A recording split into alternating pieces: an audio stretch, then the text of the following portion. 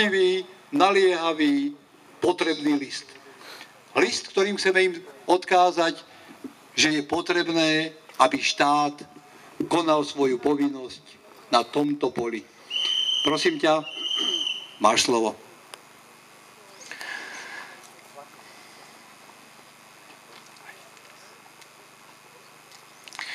Takže prečítam otvorený list najvyšším predstaviteľom Slovenskej republiky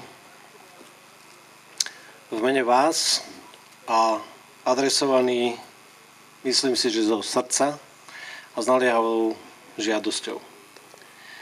Vážený pán prezident Slovenskej republiky Ivan Gašparovič, vážený pán predseda Národnej rady Slovenskej republiky Pavol Paška, vážený pán predseda vlády Slovenskej republiky Robert Fico.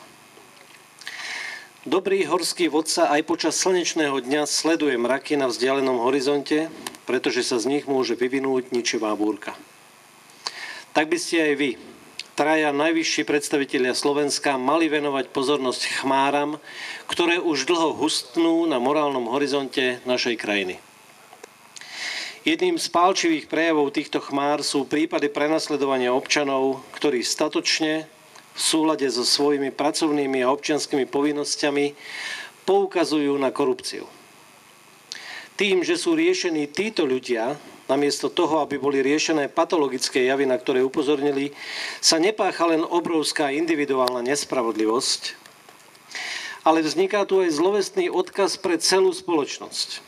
Buďte ticho, lebo inak.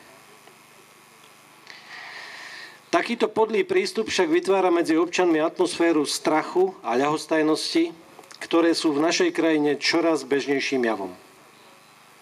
Na konci takto nastúpenej cesty je stav úplného morálneho rozkladu. Pripomíname, že spoločenský vlak, ktorý sa vybral týmto obľudným smerom, momentálne vediete práve vy. Dnes sme sa zišli v Košiciach pred obchodnou akadémiou na Polárnej ulici. 17 rokov tu pracoval Oto Žarnaj. Tento statočný učiteľ, ktorý bol zároveň predsedom rady školy, prednedávnom poukázal na zmluvu, pri ktorej oprávnene zapochyboval o jej transparentnosti. Bol presvedčený, že takéto zmluvy urážajú všetkých učiteľov, ktorým politici vytrvalo odkazujú, že by si zaslúžili viac, no niet na to, kde vziať. To, že skutočnou odpoveďou tomuto odvážnemu učiteľovi na správnu a spoločensky prepotrebnú iniciatívu bolo ukončenie jeho pracovného pomeru, považujeme za bezočivý a neodpustiteľný prejav arogantnosti. Prejav, ktorý likviduje nielen jednotlivcov, ale aj základný pud morálnej sebazáchovy krajiny. Aby boli pod akoukoľvek zámienkou prepúšťaní z verejných služieb čestní ľudia, ktorí sa dokážu priamo pýtať na veci verejné aj vtedy, keď ostatní úzkostlivo mlčia, to nemôže pripustiť nik. Minimálne nikto, komu sa nepáči, že korupcia v našej krajine občanom každoročne uchmatne vyše 500 miliónov eur. Nadriadení učiteľa Oto Žarnaja sa rozhodli pracovné a občianske kvality tohto človeka ignorovať. Žiaľ, ani odpoveď rezortného ministra Dušana Čaploviča na poslaneckú interpeláciu v tejto veci neprekročila medze politickej rétoriky. Preto sme museli prehovoriť my, účastníci tohto verejného zhromaždenia. Vyjadrujeme na ňom učiteľovi Otovi Žarnajovi svoju vďaku a úctu. Jeho odvaha nás inšpiruje k tomu, aby sme nemlčali, keď treba. Aby sme v záujme verejnom vždy prehovorili a stali sa tak občanmi viac hodnými svojej vlasti. Bez ľudí, ako je Oto Žarnaj, boj s korupciou vyhrať nemožno. Touto cestou vám preto odkazujeme, že si želáme, aby práve takíto učitelia učili naše deti. Ak sa tak stane, o osud tejto krajiny sa nemusíme báť. A ak sa raz stane aj to, že práve takíto učitelia si zasadnú na miesta riaditeľov škôl a ministrov školstva, potom sa netreba báť ani toho, že by sa taká demoralizujúca hanebnosť, ktorá sa udiala učiteľovi Žarnajovi, mohla ešte niekedy zopakovať.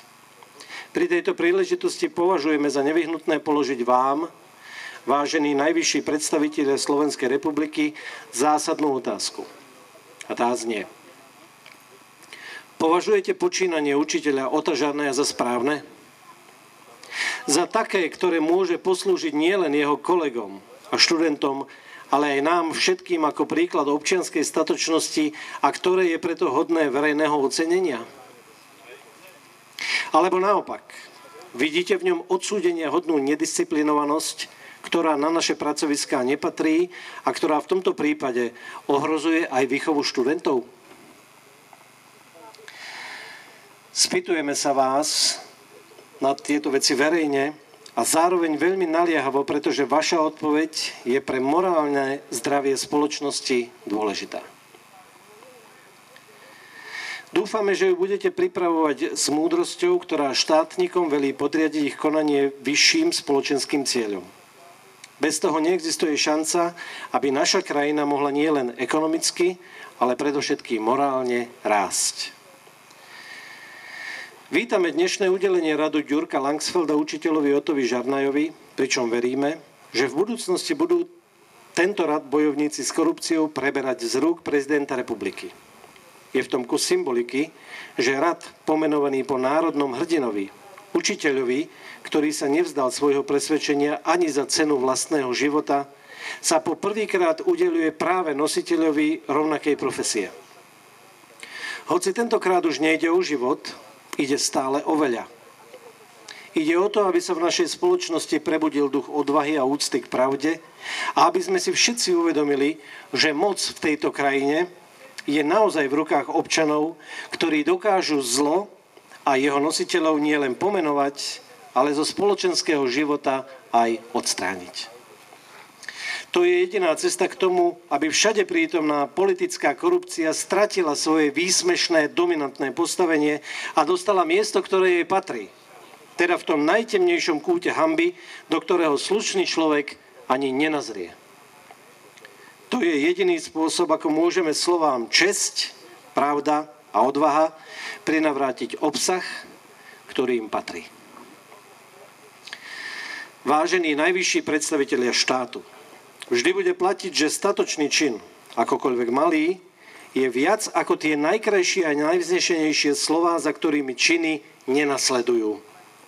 V duchu tejto pravdy vás žiadame, aby ste nepripustili odchod učiteľa Žarnaja z obchodnej akadémie na Polárnej ulici v Košiciach.